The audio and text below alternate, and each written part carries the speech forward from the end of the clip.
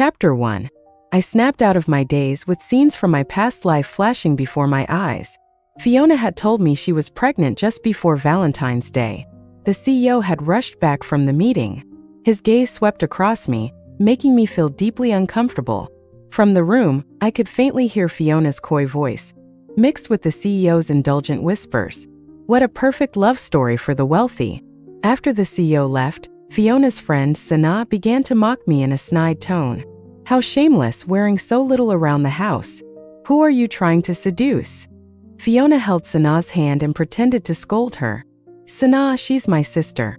How can you say such things? My sister went missing for over a decade and was only recently found.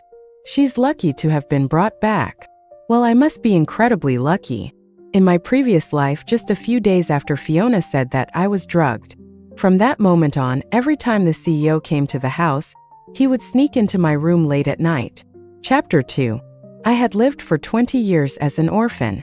Even though I was the true daughter of the family, no one ever showed me any respect. After being drugged, I had no choice but to swallow my pain, silently enduring it. Right before Fiona's due date, I found out I was 2 months pregnant. I held the medical report in my hands, staying in my room the entire day without eating or drinking, my hand unconsciously resting on my stomach. Inside me there was a new life. This sudden life was like a ray of light in my dark world, bringing warmth.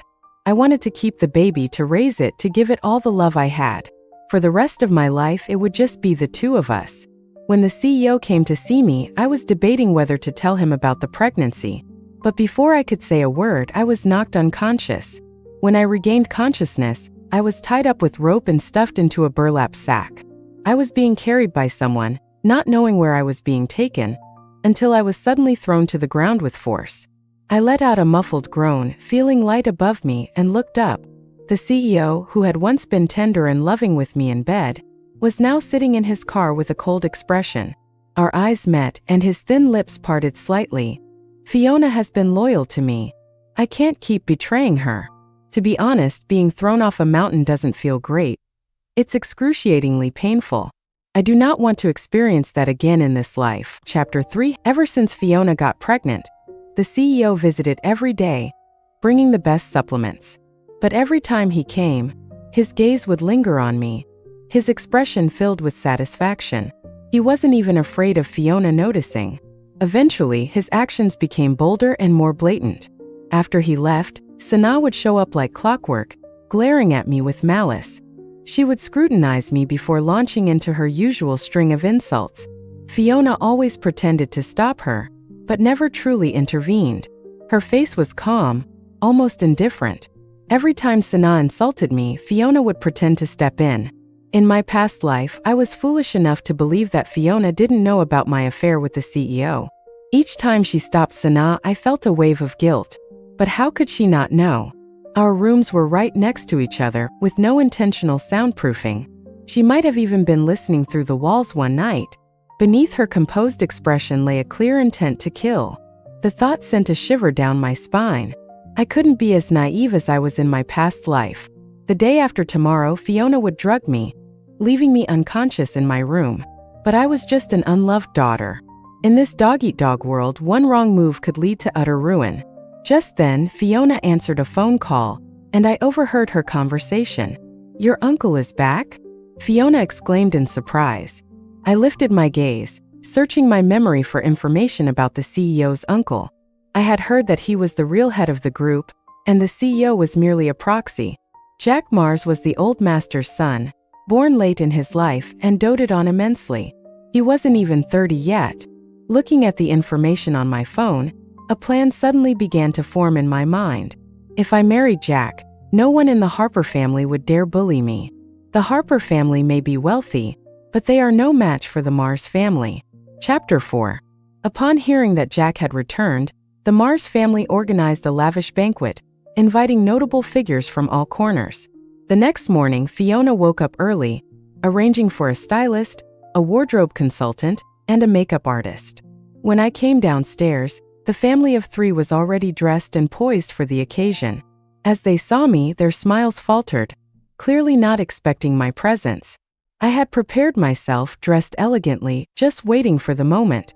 They offered little commentary, except for my mother's cautionary reminder to avoid embarrassing them. In my previous life, when Jack returned, the Mars family hosted a similar gathering.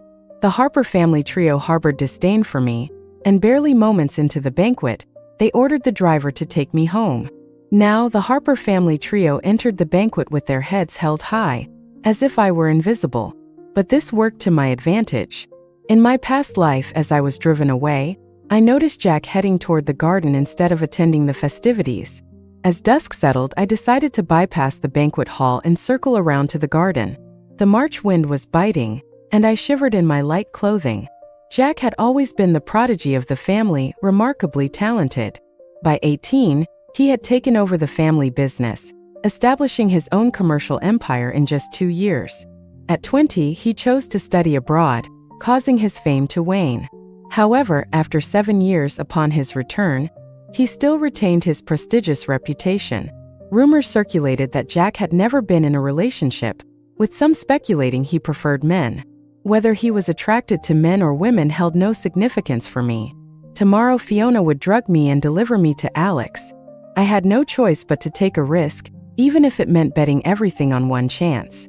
As I stepped into the garden, I sensed someone following me.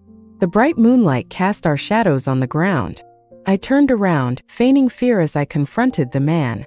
My breath hitched, and the carefully rehearsed words vanished as I was struck by his striking appearance. He had chiseled features that were handsome yet gentle, radiating a reserved, profound demeanor.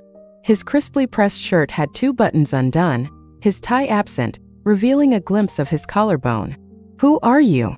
I stammered, trying to mask my surprise. The man's face bore a slight flush, as if he had been drinking. He noticed me and began to approach slowly. "Don't come any closer," I exclaimed, acting like a frightened rabbit and stepping back. I wasn't sure if it was my imagination, but it seemed like he smiled. As I retreated, I stumbled over a stone, losing my balance and falling backward. "Ah!" I screamed, flailing my arms, but the anticipated pain never came. I opened my eyes to find him holding my hand, gently pulling me into his embrace. Looking up, I met his gaze, my throat dry. I had never attempted to seduce anyone before, but throughout my life, men had always personated me. Single men, married men. Even once, a man's wife confronted me, accusing me of being a homewrecker. I must have been quite beautiful. Even Alex had taken a liking to me. After a moment, I extricated myself from his embrace, eyeing him warily. "What do you want?" He chuckled softly, his tall frame leaning closer. "And who are you? What are you doing in someone else's garden?" "I just needed some fresh air." He grasped my chin, studying me intently. His cheeks flushed deeper, and his previously indifferent eyes began to spark with something different. A sensation both familiar and alien washed over me. He had been drugged. The man cursed under his breath, realizing something was amiss with his body. "Damn it!" He seized my hand, maneuvering us away from the party guests and leading me to a guest room on the top floor.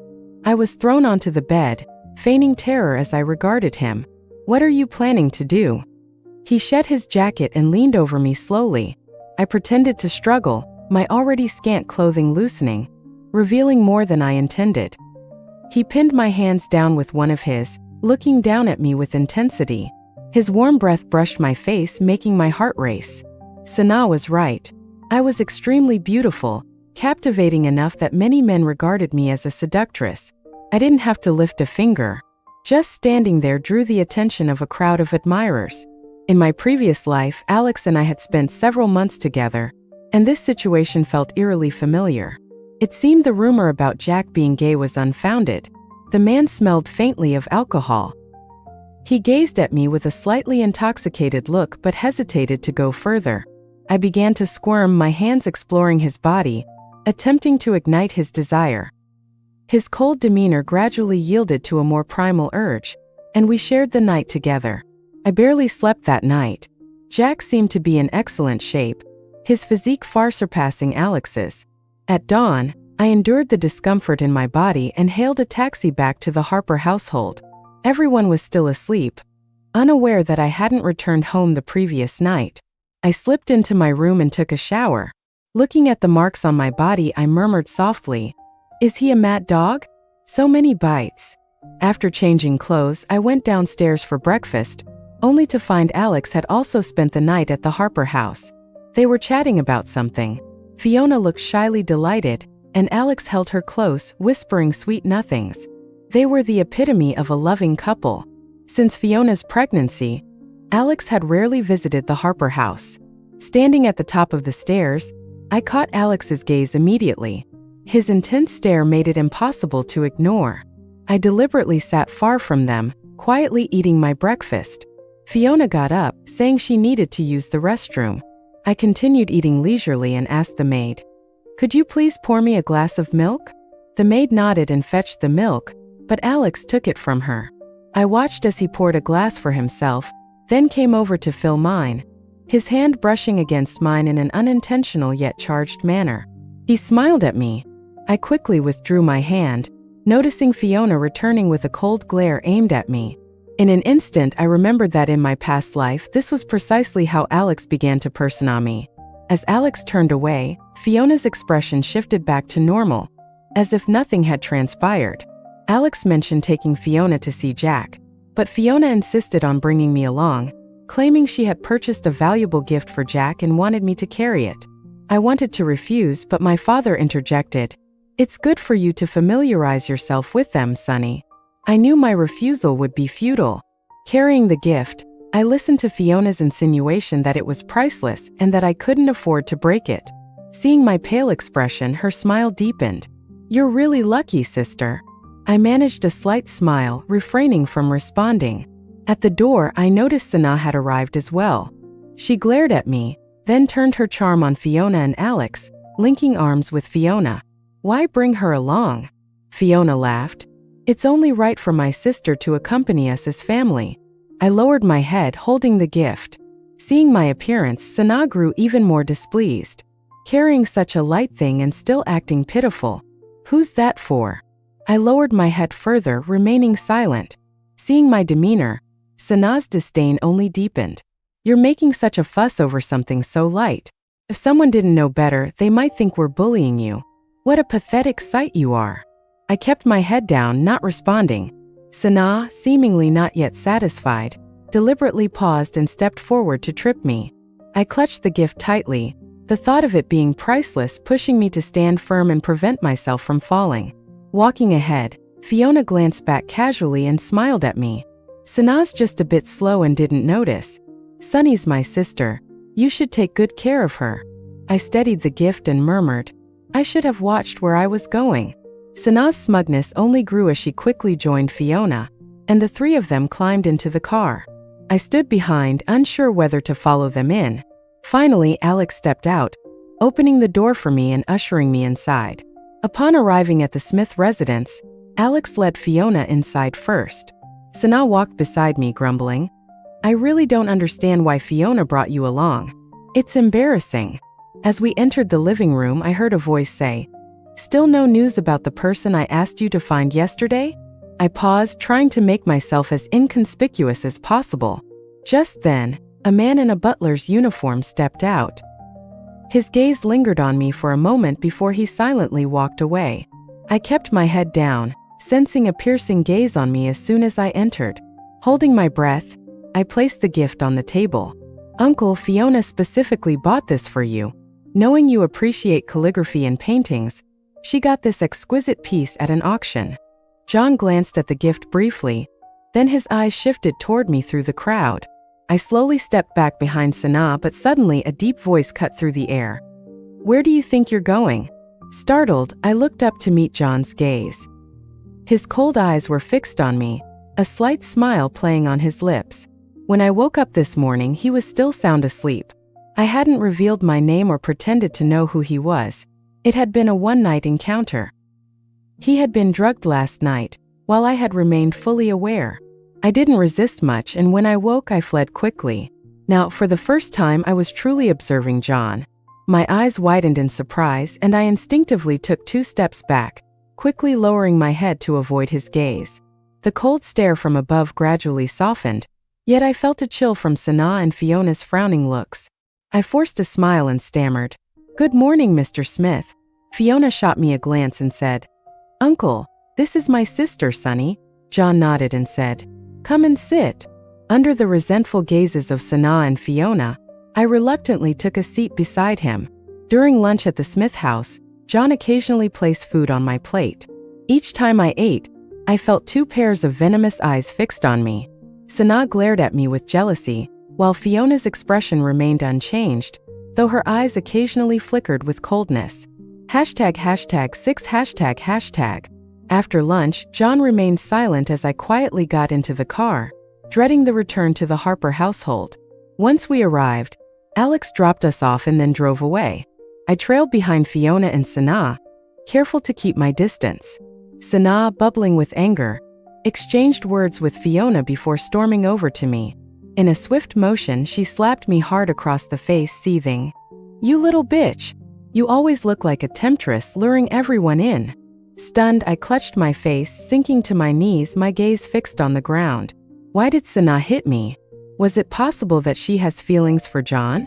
Defiantly, I looked up at her, but this only fueled her fury. She raised her hand again, ready to strike, but Fiona stepped in to stop her. I got to my feet, noticing my parents approaching slowly from behind, a wave of bitterness washing over me. So, she only halted because someone else was coming. My knee was scraped and stinging, and eventually, Fiona ordered a servant to bring me some ointment. That evening, as I stepped out of my room, the dining table was lavishly set, indicating that Alex was indeed coming over. I took a seat next to Fiona, trying to eat quietly, but Alex's intense gaze made the atmosphere feel stifling. His eyes were filled with a mixture of hunger and impatience, unsettling me. Fiona smiled sweetly, glancing at me from the corner of her eye, but I could sense the tension simmering beneath her cheerful facade. I felt as though this meal was stretching on for an eternity. My parents seemed oblivious to the tension, persistently serving Alex food and encouraging him to eat more. After what felt like an hour, everyone finally finished. My parents announced they wanted to take a walk, leaving just Fiona, Alex, and me in the expansive living room. They sank into the couch, with Fiona nestled comfortably in Alex's arms as he played with her hair, occasionally teasing her, completely disregarding my presence. "Fiona, having you by my side is my greatest blessing," Alex declared, his voice dripping with affection. Fiona snuggled closer, playfully responding, "Oh, stop it."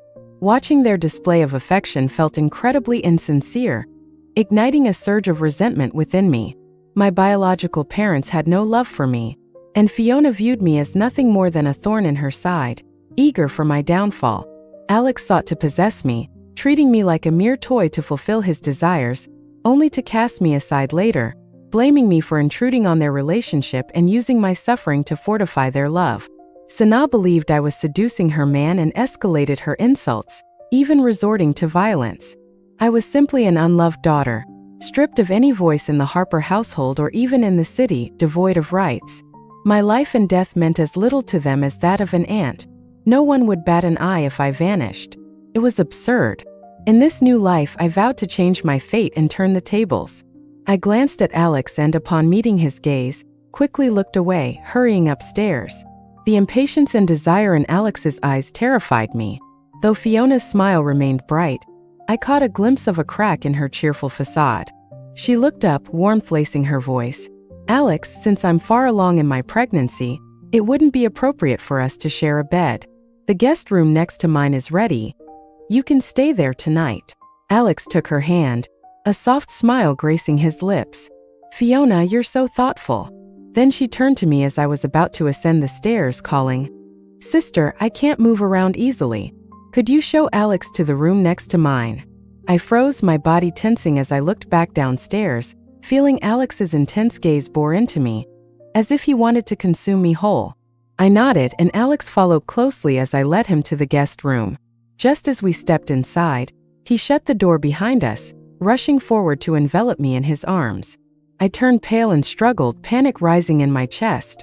"Alex, what are you doing?" Ignoring my protests, he carried me straight to the bed, pinning my hands down while his eyes fixated on my chest. Breathing heavily, he said, "Sunny, stay with me.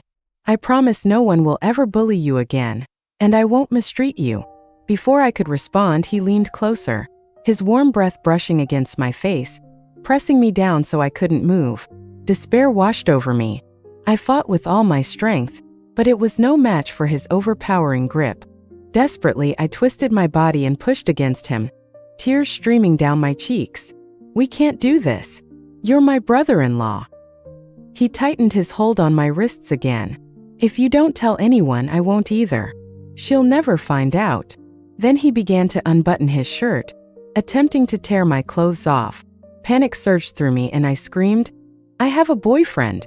You know him. He's your uncle." #7#. The guest room was only separated from Fiona's room by a wall, and since Fiona had followed us upstairs, she could naturally hear everything. Fiona seemed to be testing Alex, or perhaps testing me. She had always been wary of me, and my loud shout had reached her ears completely. The closed door suddenly opened, and Fiona walked in from outside. Alex's hand paused, his face darkening. "What did you say?" Taking advantage of his hesitation, I hurriedly pulled away from the bed, straightening my disheveled clothes, my face flushed with fear. Alex frowned, his gaze icy, clearly shaken by my words. Fiona's face was calm, but I didn't miss the hint of malice in her eyes. In her eyes, I was nothing but a seductress trying to steal her husband. Even if she tried to smile, it looked ridiculous. She must have known Alex's intentions and had tacitly allowed it. Her emotions were a mix of displeasure and hatred. I had disrupted her plans. Compared to other women, I was easier for her to control. She only permitted me to be the exception in her marriage. She wanted to lash out at me like Sana did, even physically assault me. But she couldn't. She had to maintain her image as the gentle, refined lady. Fiona quickly composed herself and turned her gaze to me. "Sister, you must be joking. You and Uncle only met once. How could you be in a relationship?" Suddenly, her face turned grim, as if she had thought of something. At today's lunch, although John and I hadn't spoken a word to each other, he had continuously served me food. Alex's face also darkened as he recalled today's events. His cold, harsh eyes scrutinized me. To them, I was already a seductress. This shameless woman didn't fancy Alex but went straight for his uncle John. What was John's status compared to mine? To them, I was like a toad wanting to eat swan meat. But they couldn't deny that I was extremely beautiful.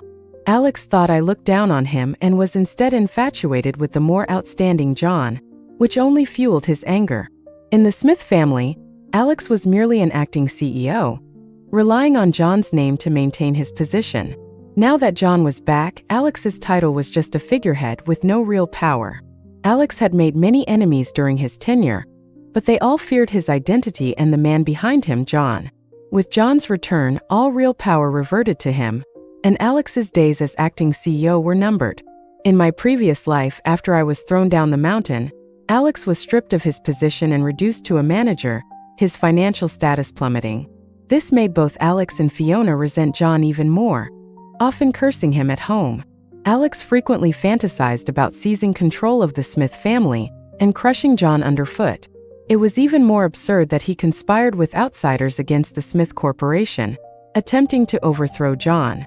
If John were defeated, the Smith family would be his. Then Alex could have anything he wanted. Now, hearing Fiona's words, Alex's face filled with rage. He raised his hand and slapped me hard. "You slut, no wonder you refused me. You were aiming for something better." I took the slap head on, my ear ringing, and spat out a mouthful of blood, collapsing to the ground. Covering my face, my heart was filled with defiance. Having lived a second life, I couldn't be the toy everyone used and discarded. At that moment, my parents, returning from their walk, heard the commotion and came to the door. My mother saw my swollen face and asked, "Sonny, what happened to your face?" Tears welled up uncontrollably. I wanted to cry out but didn't know what to say, so I remained silent. Fiona's face was pale, unable to offer an explanation. This farce ended with the excuse that I had accidentally hit the wall, and the situation was dismissed. #8#. When I woke up the next day, my left cheek was completely swollen. I wanted to go downstairs to get some ice, but I saw an unexpected visitor. John was here. A sense of excitement surged within me. As I walked down the stairs, everyone looked up at me. John noticed my swollen face, his eyes darkening. My mother smiled warmly. "Sunny, come over here." Feeling bewildered, I walked over to her and she took my hand. "Sunny, since when have you and John been dating? You should have told your father and me." Her words left me even more confused. What she said next completely stunned me. "John is here today to discuss your engagement." I was momentarily at a loss for words, but quickly regained my composure, suppressing the joy inside. Fiona and Alex stood nearby, their faces unreadable, showing no clear emotions. Fiona smiled, though it didn't reach her eyes. "Sister, you should have told the family you were dating." I forced a smile and replied, "Thanks to you, sister." At these words, Fiona's hand clenched tighter at her side. Upon hearing the news, Sana came to our house, barging into my room, launching into a tirade of personal attacks. Fortunately, I was in a good mood, letting her words go in one ear and out the other. My engagement to John was thus settled. He wanted me to work as his personal secretary at Smith Corporation and move in with him. I was eager to leave the Harper household, so I quickly packed my things and moved to John's villa. John was very busy with work. As his personal secretary, I was supposed to travel with him, but he didn't take me along, assigning me some simple tasks instead, giving me a few leisurely days. Later, I heard that after that night, Alex and Sana got involved with each other. Sana, being smart, was the complete opposite of me. Fiona didn't seem to mind their affair. As her pregnancy advanced, Alex bought another villa and moved Sana there, living shamelessly together. John returned from his business trip half a month later. My desk was in his office. After a few days of relaxation, I almost didn't react when he came back. I sat next to him, feeling uneasy. He was engrossed in work all morning. At noon, my stomach growled, causing my face to flush with embarrassment. John looked at me. "Are you hungry?" Blushing, I nodded shyly. "It's lunchtime." He called the kitchen, ordering my favorite dishes.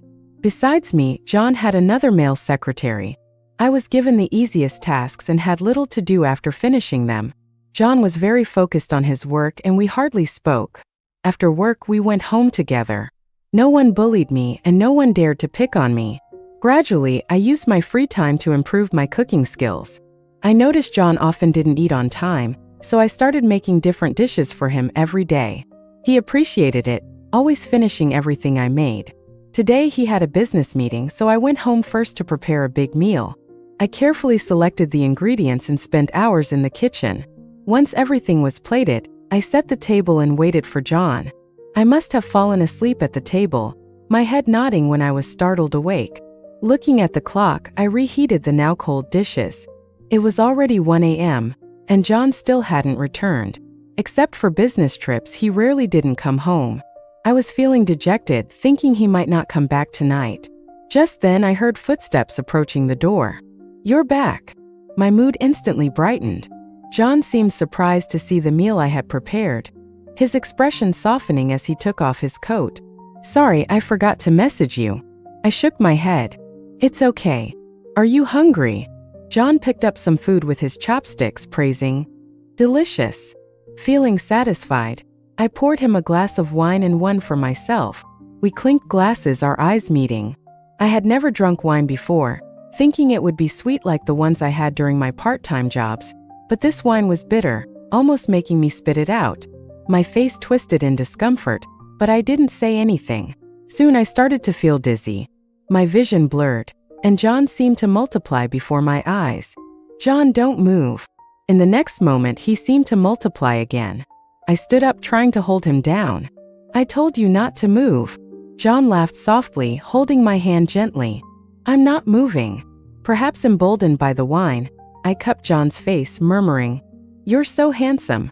Without thinking, I kissed his lips. His eyes narrowed slightly, and he held the back of my head, deepening the kiss. Later, he picked me up and carried me to the bedroom. That night, the room was filled with passion. #9#. The next day, my entire body felt like it had been taken apart, and I didn't even have the strength to get out of bed. John called in sick for me, and I spent nearly the entire day lying in bed. He was extremely busy, his life revolving around work. If it weren't for the announcement of our engagement, everyone would have thought his wife was work. No one understood why John and I were together, and even I didn't fully comprehend it. Time flew by, and before I knew it, John and I had been living together for 5 months. Recently, my main interest was following entertainment news online. The drama between Fiona and Alex was truly a spectacle. Their relationship, already as fragile as mud, had finally been exposed. Because of Sanaa, Fiona's image as the gentle lady was completely shattered. Alex no longer pretended to be devoted. During Fiona's pregnancy, he spent almost every day with Sanaa. When Sanaa became pregnant, she bragged about it to Fiona. Fiona, already jealous, couldn't tolerate it any longer. She had someone spike Sanaa's drink, causing her to lose the baby. The Sanaa family, which relied heavily on the Harper family, was subsequently kicked out by them. Fiona had Sanaa thrown out of the city, and before she left, she was assaulted by some thugs Fiona had hired. By the time Alex found out, it was too late to stop it. They had a huge argument, and Fiona nearly had a premature birth. Later, Alex was frequently spotted at nightclubs and bars, surrounded by rumors. Even when he was photographed entering a condo with a young model, he refused to return to Fiona. In my previous life, they had been a loving couple. In this life, Alex's true nature was revealed, almost like a historical tyrant favoring a concubine over his wife. #10 2 months later, I started feeling the familiar symptoms of pregnancy and immediately went to the hospital for a checkup. When the results came back, I touched my belly. A new life was growing inside me. John, for the first time, announced my pregnancy to everyone and moved the wedding date forward. The first to react was Alex. If I had the baby, the heir to the Smith family would be my child, and Alex would have no stake in the family fortune. I heard that Alex immediately went to see Fiona, and they had another huge fight. Alex even got physical, nearly causing Fiona to lose her baby. After a few days of rest, Fiona couldn't wait to confront me. We hadn't seen each other in a long time, and Fiona had lost a significant amount of weight, looking almost skeletal. No amount of makeup could hide her haggard appearance. She still smiled. "Sister, I didn't expect you to be doing so well here." I smiled back warmly. "Thanks to you, sister. If you hadn't brought me along, John and I wouldn't have fallen in love at first sight." Fiona's face twisted with discomfort before I even finished speaking. She probably regretted more than anything bringing me to meet John that day. Unable to keep up the pretense, she exchanged a few pleasantries, left the gifts she had brought, and then departed. I didn't miss the malice hidden in her eyes.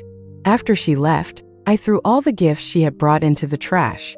#11 As the months passed, my belly grew rounder and rounder, like a big inflated balloon. When Fiona reached full term in her pregnancy, Alex was still infatuated with a young model. The young model, who had once been a rebellious teenager, used her looks to become a print model and was favored by Alex, showing no fear of Fiona. She frequently sent Fiona intimate photos of herself with Alex, causing Fiona so much stress that she went into early labor. Fiona's labor was difficult, and her mother-in-law insisted on a natural delivery, refusing to sign for a C-section. She endured 10 hours of excruciating pain, nearly losing her life, before finally giving birth. It was a set of twins. However, due to her weakened condition and prolonged labor, only one baby, a daughter, survived. The son was born with a bluish tint, having suffocated in the womb. Alex, furious at the loss of his son, blamed Fiona for everything. Adding to her misery, Alex's mother was no less difficult to deal with, leading to Fiona's postpartum depression and eventual mental breakdown. Meanwhile, as I reached the 7th month of my pregnancy, John started cutting back on his work hours, making sure to come home on time to be with me. #12 I didn't expect Alex to visit today. When I opened the door and saw him, I instinctively shut it again and picked up my phone to text John. Alex, having been shut out, scowled and rang the doorbell again. Considering we're family, I thought he wouldn't harm me and slowly reopened the door to let him in.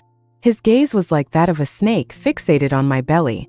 He gritted his teeth and said, "Your belly is already this big." Instinctively, I shielded my belly, looking at him warily. John will be back soon. It was as if Alex hadn't hurt me. He slowly approached and I retreated in fear. He suddenly stopped and I paused as well, my voice trembling. "What do you want?" He sneered, taking 2 steps forward, eyes locked on my belly. Terrified, I tried to back away, but just then the door burst open. John kicked Alex from behind, sending him sprawling. His secretary quickly restrained Alex. "Take him to the police station," John ordered. John showed no mercy, charging Alex with assault.